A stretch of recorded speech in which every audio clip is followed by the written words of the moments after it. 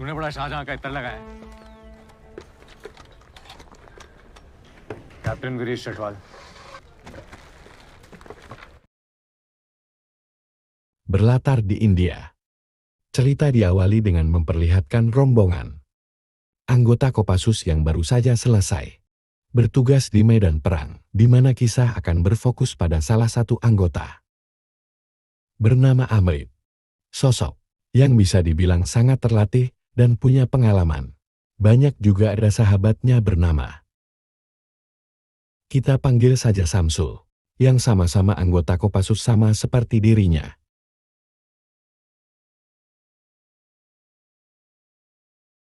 Alih-alih pulang tugas dengan perasaan riang gembira, Amrit justru harus menerima kenyataan pahit tatkala kekasih tercintanya yang bernama Tulika sedang bertunangan dengan pria lain atas pilihan kedua orang tuanya. Selesai acara tukar cincin, हमको तो तुम्हारे साथ जीना है कैप्टन Rathore. Tulika pun diam-diam menemui Amrit yang juga hadir di sana.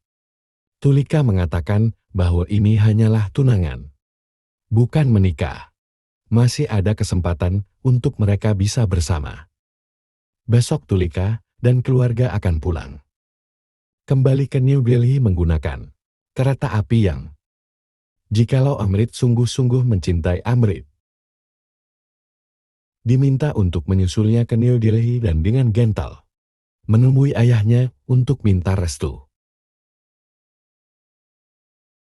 Keesokannya, Tulika dan keluarga pun berpamitan kepada calon suami dan keluarganya. Menggunakan kereta api, mereka akan pulang ke rumah yang berada di New Delhi.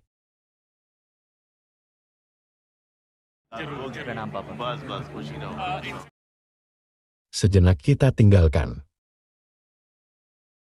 dulu urusan Amrit dan beralih pada seorang petugas do bernama Fanny ini.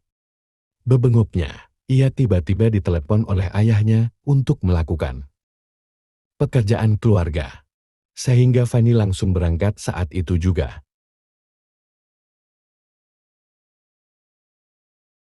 Aku saat Fanny menaiki kereta api itulah akhirnya terungkap bahwa pekerjaan yang dimaksud di sini adalah merampok harta benda para penumpang kereta api. Fanny bersama beberapa saudaranya bertugas menjarah barang berharga, sedangkan sang ayah akan menunggu di perlintasan untuk membersihkan area pelarian. Kembali ke Amrit dan Samsul yang terlihat sudah berada di dalam kereta. Amrit langsung mengabari Tulika bahwa dirinya sudah ada di sana, sambil WN dan saling balas emotikon batu. Mereka berdua pun senyum-senyum sendiri layaknya pasangan kekasih konvensional pada umumnya. Tulika sendiri memiliki seorang adik perempuan bernama Kita. Panggil saja Dewi. Ia izin ke kamar mandi di gerbong belakang. Tepat saat ada Fanny dan petugas kereta sedang mengobrol, sehingga Dewi memilih untuk pergi ke toilet yang berada di gerbong depan. Fanny rupanya sedang mengalihkan perhatian Pak Petugas agar saudara-saudaranya bisa melakukan persiapan yang tepat saat mereka sudah selesai. Fanny dengan cepat mengeluarkan golok dari dalam tasnya. Dan tiba-tiba, selesai dengan petugas keamanan, Fanny dan para bandit pun mulai mengaktifkan alat pengacau sinyal agar komunikasi dengan dunia luar terputus. Juga menutup pintu ke gerbong lain agar para penumpang tidak bisa kabur. Dan ya, para bandit ini pun mulai melancarkan aksinya dengan menjarah satu persatu barang berharga milik penumpang, di mana Fanny yang polontong pun sempat teralihkan perhatiannya oleh kecantikan Tulika, namun sang ayah berhasil melindunginya. Ayah Tulika punya pengawal pribadi yang barusan dibunuh. Membuat Fanny menjadi bertanya-tanya, siapa sebenarnya ayah Tulika ini? Salah satu anggota bandit pun akhirnya mengenali wajahnya. Yang ternyata, ayah Tulika ini adalah seorang bos dari sebuah perusahaan transport di New Delhi, sehingga Fanny langsung terpesat sebuah ide yang lebih cuan. Dari hanya sekedar menjarah barang kecil-kecilan, yaitu menculik ayah Tulika untuk meminta uang tebusan. Amrit dan Samsul yang berada di gerbong depan pun tak luput dari penjara yang sedang terjadi, di mana saat para bandit sudah melewati mereka berdua, Amrit dan Samsul langsung pergi ke gerbong Tulika dan mulai menghajar satu persatu bandit yang ada di sana. Termasuk Fanny pun berhasil dipukul mundur hingga memutuskan pergi ke gerbong lain. Sementara Samsul bermaksud menarik tuas rem darurat, tapi para bandit sudah memutuskan cinta dia akibat dari pertarungan barusan. Salah satu bandit tua pun tewas, terkena tusukan sajamnya sendiri saat sedang bertarung dengan Samsul, di mana Anda mungkin akan terkejut bahwa kelompok bandit yang jumlahnya belasan ini ternyata adalah keluarga besar yang masih ada ikatan darah. Mereka semua adalah kerabat paman sepupu, adik kakak, ipar dan lain-lain. Yang mati barusan adalah ayah dari salah satu bandit bernama Raffi, yang juga merupakan sepupu dari Fanny sendiri. Menyadari para bandit akan kembali, Amrit dan Samsul pun langsung bersiaga di balik penghalang. Sehingga ketika Raffi yang sedang emosi berniat membalas dendam atas kematian ayahnya barusan, Amrit dan Samsul langsung menghadangnya hingga pertarungan pun kembali terjadi. Situlah Fanny menyandera seorang penumpang dan menembakkan pistol hingga melukai bahu Samsul, di mana saat pertarungan kembali pecah dan Amrit terlalu fokus pada Raffi, membuat Fanny berhasil menangkap si Samsul. Samsul pun dibawa ke gerbong lain untuk dijadikan sandera.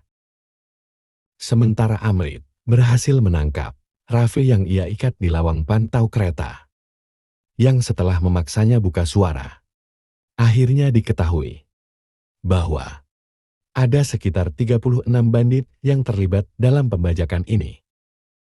Tapi kayak 10 menit kemudian, tibalah kereta di perlintasan dengan salah satu anggota yang berhasil meratas kendali kereta agar melambat, sehingga sang bos bandit yang merupakan ayah Fanny pun langsung masuk naik bersama dengan para bandit lainnya.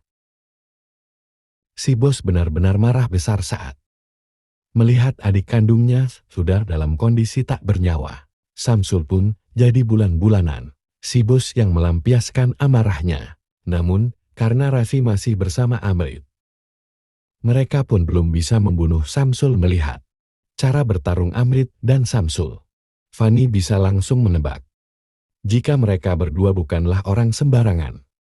Sehingga Fanny akan melakukan cara lain untuk bisa menyelamatkan Raffi, yaitu dengan cara naik ke atas kereta dan masuk melalui pintu samping. Sial, di saat bersamaan, Amrit justru malah pergi ke gerbong lain untuk mencari Dewi, adik Tulika yang masih belum kembali dari toilet. Sehingga tepat saat Amrit sudah pergi, Fanny langsung turun menggunakan tali dan lompat masuk ke dalam gerbong Tulika. Amrit sendiri terlihat baru memasuki gerbong penuh para bandit. Bermodalkan kunci gembok, Amrit akan menghajar mereka semua tanpa membunuhnya. Karena sebagai seorang tentara komando pasukan khusus, Amrit dilarang membunuh warga sipil, kecuali musuh di medan perang. Dannya Amrit berhasil mengalahkan semua penjahat. Sampai akhirnya bertemu dengan satu penjahat berbadan tinggi besar bernama, kita panggil saja Baron, yang cukup sulit untuk ia kalahkan. Akhirnya Amrit pun kalah dan dikepung oleh para penjahat, di mana ia segera dibawa menghadap sang bos yang langsung memukulinya. Yang pada di saat bersamaan, Samsul berhasil melepaskan ikatannya yang membuat si bos teralihkan perhatiannya.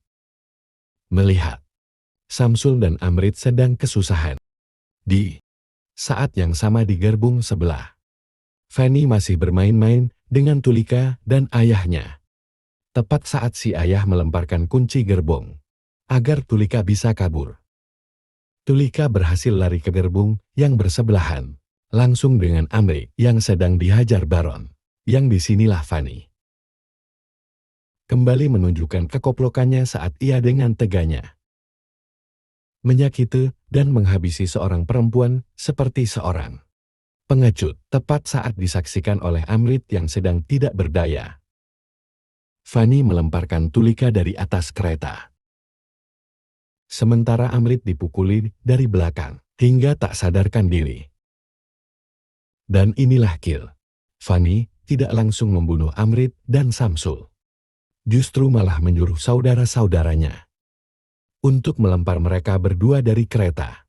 Disitulah Amrit melihat jejak darah bekas telapak tangan Tulika pada kaca dan ingat dengan kenangan indah semasa mereka masih bersama.